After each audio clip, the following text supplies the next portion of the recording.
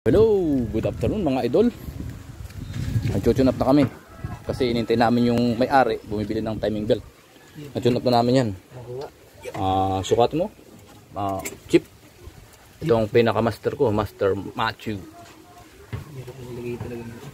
Ang tune up nito 4056 0.25 mm ha, mga tropa, mm. Hindi ma-shoot yun. Yan o. Kailangan sticky siya, sticky pag sinusunod mo yun. O yan o, check mo na yan. Tapos dun ito. Yan, kasi na-tune up na namin itong una, yung uno. Ito, pag ko mag-tune up ng uno, ito at saka itong dalawa. Yung intake ng 2 tsaka exhaust ng 3. Tapos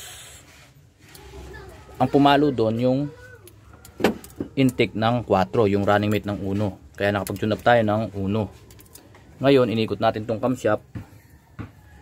Kaya ang pumalo itong intake ng 1. Ang i-tune up mo naman yung 4.